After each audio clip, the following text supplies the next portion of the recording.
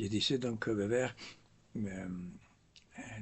cite un homme, un juif, qui voulait écrire un livre sur tout l'homme. Intéressant dans le sujet. Et après avoir réfléchi, il ne l'a pas écrit, il n'a pas écrit le livre.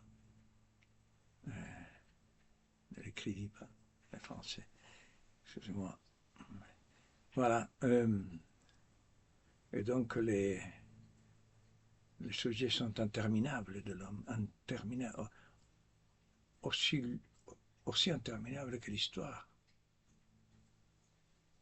Le passé est aussi complexe que le présent.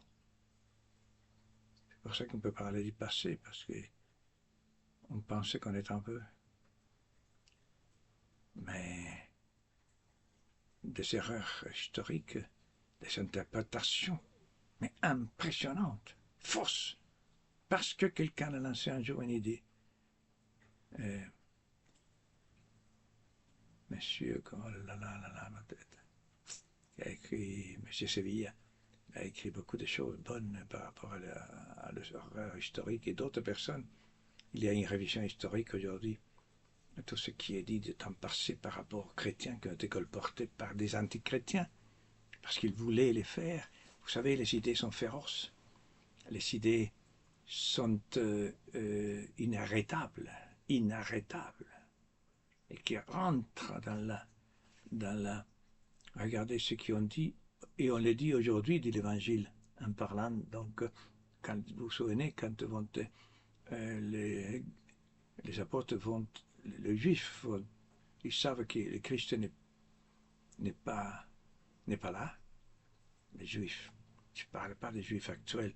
Les Juifs, c'est interminable de parler des Juifs.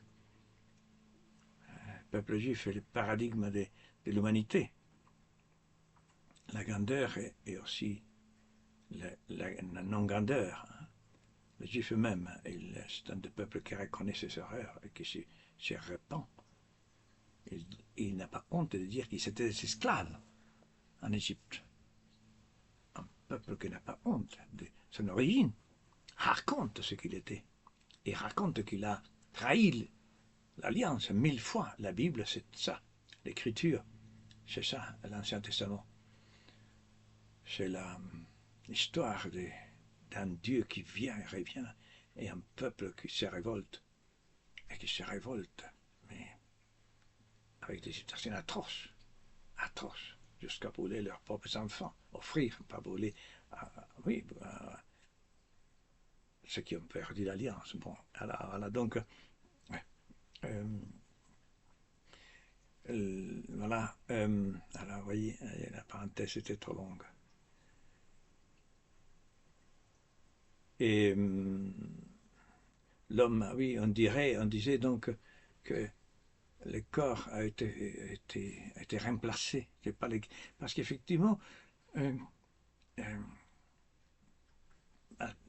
c'est le scandale dire que cet homme est Dieu. Enfin, dire que Dieu s'est fait homme, comme je vous disais, c'est une folie. Et les Grecs déjà l'avaient pensé, attention, dans la mythologie grecque, hein. Il est Dieu. Hein. Alors, un commerce avec les hommes. Bon, extrêmement intéressant aussi. Alors, que Dieu se fait homme, impensable, surtout pour un peuple juif qui avait. Mais et le scandale fut quand Pierre sort dans les temples, quand il guérit donc les paralytiques, il dit au peuple juif, il dit, vous savez tuer, vous savez tuer les princes de la paix, vous savez tuer les seigneurs, les kyrios. Et les kyrios fait allusion au seigneur et l'Adonai,